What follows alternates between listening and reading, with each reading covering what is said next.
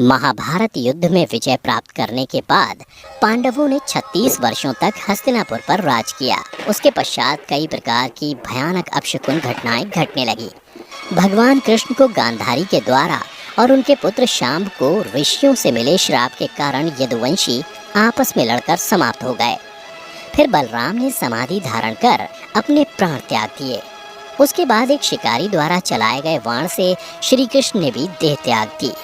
उधर इस बात की सूचना जब पांडवों को मिली तो उन्होंने भी द्रौपदी सहित परलोक जाने का निश्चय किया और फिर सशरीर स्वर्ग की यात्रा के लिए प्रस्थान कर गए। लेकिन दर्शकों, क्या आप जानते हैं कि इस यात्रा में युधिष्ठिर को कई परीक्षाओं से होकर गुजरना पड़ा था? अगर नहीं तो इस कथा को अंत तक देखें।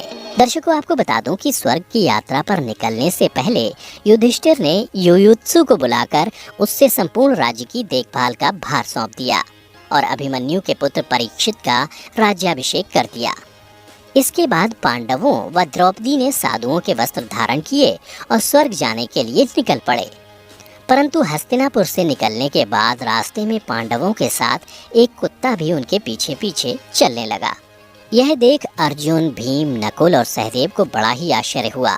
तब युधिष्ठिर ने उन्हें बताया कि यह मेरा स्वामी भक्त कुत्ता है।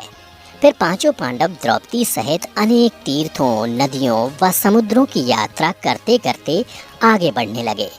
फिर एक दिन वो सभी चलते चलते लाल सागर तक आ गए।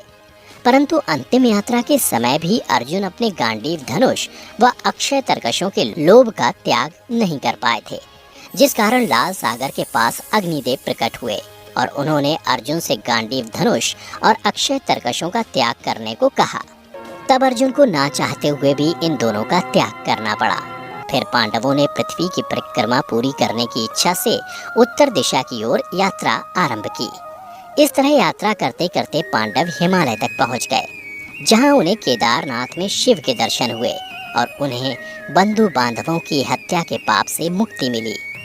फिर भगवान शिव ने उन्हें स्वर्ग का मार्ग बताया था। पांडव आगे बढ़े तो उन्हें बालू से भरा समुद्र दिखाई पड़ा। इसके बाद उन्होंने सुमेरु पर्वत के दर्शन किए। फिर वे सभी सशरीर स्वर्ग की ओर बढ़ने लगे। तभी इंद्रदेव वहां प्रकट हुए और उन्होंने पांडवों से कहा, मैं तुम लोगों को लेने आया हूँ। तब युधिष्ठिर ने कहा, प्रभु क्षमा करें, हम लोग आपके साथ स्वर्ग नहीं जा सकते, क्योंकि हम सभी मनुष्य हैं और हमारे लिए अपने बल पर ही स्वर्ग तक की यात्रा करना उचित होगा। युधिष्ठिर के मुख से ऐसी बातें सुनकर देवराज इंद्र प्रसन्न हुए और वहां से चले गए। उसके बाद पांचों पांडव, द्रौपदी तथा वह कुत्ता तेजी से आगे बढ़ रहे थे। तभी द्रौपदी लड़खड़ाकर गिर गईं। यह देख भीम ने युधिष्ठिर से पूछा कि द्रौपदी ने कभी कोई पाप नहीं किया, तो फिर क्या कारण है कि वह सबसे पहले नीचे गिर पड़ी? तब युधिष्ठिर ने कहा कि द्रौपदी हम सभी में अर्जुन को सबसे अधिक प्रेम करती थी, इसलिए उसके साथ ऐसा हुआ। ऐसा कहकर युधिष्ठिर द्रौपदी को देखे बिना ही आगे बढ़ गए। फिर थोड़ी देर बाद सहदेव भी गिर पड़े। तभी भीम ने पुनः युधिष्ठिर से सहदेव के गिरने का कारण पूछा, तो युधिष्ठिर ने बताया कि सहदेव किसी को अपने जैसा विद्वान नहीं समझता था, इसी दोष के कारण इसे आज गिरना पड़ा। इसी तरह कुछ देर बाद नकुल भी गिर पड़े। फिर भीम के पूछने पर युधिष्ठिर ने बताया कि नकुल को अपने रूप पर बहुत अभिमान था, इसलिए आज इसकी यह गति हुई। उसके थोड़ी देर बाद अर्जुन भी गिर पड़े। यह देख युधिष्ठिर ने भीमसेन को बताया कि अर्जुन को अपने पराक्रम पर अभिमान था। अर्जुन का मानना था कि वह एक ही दिन में शत्रुओं का नाश कर देगा, लेकिन वह ऐसा कभी कर नहीं पाया और इसी अभिमान के कारण ही अर्जुन की आज यह हालत हुई है। ऐसा कहकर युधिष्ठिर आगे बढ़ गए। उसके बाद थोड़ी आगे चलने पर भीम भी गिर गए। जब भीम ने युधिष्ठिर से इसका कारण पूछा तो उन्होंने बताया कि तुम खाते बहुत थे और अपने बल का झूठा प्रदर्शन करते थे, इसलिए तुम्हें आज भूमि पर गिरना पड़ा। यह कहकर युधिष्ठिर आगे चल दिए। अब केवल वह स्वामी भक्त कुत्ता ही उनके साथ चल रहा था। थोड़ी देर चलने के बाद युधिष्ठिर कुत्ते के साथ स्वर्ग के प्रवेश द्वार पर पहुंचे, जहां धर्मराज ने उन्हें ये कहते हुए रोक लिया कि युधिष्ठिर तुम्हारे साथ यह कुत्ता स्वर्ग में प्रवेश नहीं कर सकता है। धर्मराज की बात सुनकर युधिष्ठिर ने कहा कि यह कुत्ता मेरा परम भक्त है, इसलिए इसे भी मेरे साथ स्वर्ग जाने की आज्ञा दीजिए। लेकिन उन्होंने ऐसा करने से मना कर दिया। परंतु जब काफी देर तक समझाने पर भी युधिष्ठिर कुत्ते के बिना स्वर्ग जाने के लिए नहीं माने, तो कुत्ते के रूप में यमराज अपने वास्तविक रूप में आ गए। दर्शकों, आपको बता दूं कि युधिष्ठिर जिस कुत्ते को पूरे रास्ते अपना स्वामी भक्त कुत्ता समझ रहे थे, वास्तव में वह कुत्ता मृत्यु के देवता यमराज थे। युधिष्ठिर को अपने धर्म में स्थित देखकर यमराज यानी धर्मराज बहुत प्रसन्न हुए। इसके बाद धर्मराज युधिष्ठिर को अपने साथ स्वर्ग ले गए। परंतु स्वर्ग पहुंचकर युधिष्ठिर को यह देखकर बड़ा ही आश्चर्य हुआ कि वहां दुर्योधन एक दिव्य सिंहासन पर बैठा है, जबकि उनके चारों भाई और द्रौपदी वहां नहीं है। तब युधिष्ठिर ने देवताओं से कहा कि मेरे भाई तथा द्रौपदी जिस लोक में गए हैं, मैं भी उसी लोक में जाना चाहता हूँ। मुझे उनसे उत्तम लोक में नहीं रहना है। तब देवताओं ने कहा कि यदि आपकी ऐसी ही इच्छा है तो आप इस देवदूत के साथ चले जाइए, यह आपको आपके भाइयों के पास पहुंचा देगा। युधिष्ठिर उस देवदूत के साथ चले गए। उसके बाद देवदूत युधिष्ठिर को ऐसे मार्ग पर ले गया जो बहुत ही दुर्गम और खराब था। उस मार्ग पर चारों ओर घोर अंधकार फैला हुआ था। सभी ओर लाशों का अंबार लगा हुआ था जिनसे दुर्गंध आ रही थी।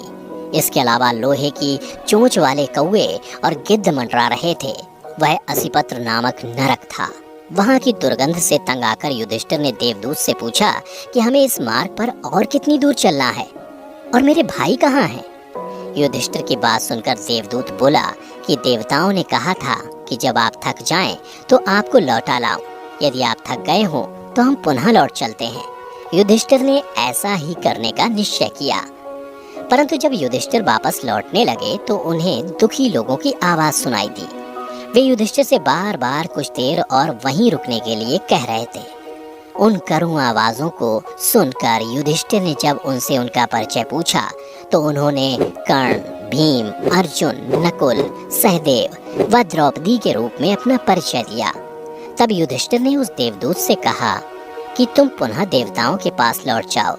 मेरे यहाँ रहने से यदि मेरे भाइयों को सुख मिलता है तो मैं इस दुर्गम स्थान पर ही रहूंगा।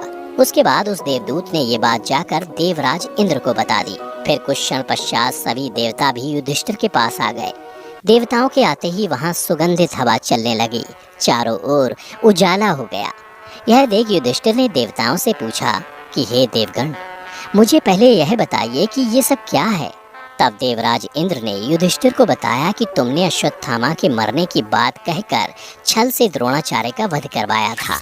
इसी परिणाम स्वरूप तुम्हें भी छल से ही कुछ देर नरक के दर्शन करने पड़े। अब तुम मेरे साथ स्वर्ग चलो, वहाँ तुम्हारे भाई व अन्य वीर पहले ही पहुँच गए हैं। उसके बाद देवराज इंद्र के कहने पर युधिष्ठिर ने देव नदी गंगा में स्नान किया। स्नान करते ही उन्होंने मानव शरीर त्याग करके दिव्य शरीर धारण कर लिया। इसके बाद बहुत से महर्षि उनकी स्तुति करते हुए उन्हें उस स्थान पर ले गए जहां उनके चारों भाई आनंद पूर्वक विराजमान थे। फिर वहां युधिष्ठिर ने भगवान श्री कृष्ण के दर्शन किए। फिर उन्होंने देखा कि अर्जुन उनकी सेवा कर रहे थे। युधिष्ठिर को आया देख श्री कृष्ण व अर्जुन ने उनका स्वागत किया। उसके बाद युधिष्ठिर ने देखा कि भीम पहले की तरह शरीर धारण किए वायु देवता के पास थे। कर्ण को सूर्य के समान स्वरूप धारण किए देखा और नकुल व सहदेव को अश्विनी कुमारों के साथ देखा। फिर देवराज इंद्र ने युधिष्ठिर को बताया कि ये जो साक्षात भगवती लक्ष्मी दिखाई दे रही हैं, इनके अंश से ही द्रौपदी का जन्म हुआ था। इसके बाद इंद्र ने महाभारत युद्ध में मारे गए सभी वीरों के बारे में युधिष्ठिर को विस्तार पूर्वक बताया। इस प्रकार युधिष्ठिर अपने भाइयों व अन्य संबंधियों को वहां देखकर बहुत प्रसन्न हुए। तो दर्शकों, आशा करता हूँ कि आपको महाभारत से जुड़ी ये कथा पसंद आई होगी। अगर पसंद आई हो तो ज़्यादा से ज़्यादा लाइक और शेयर कर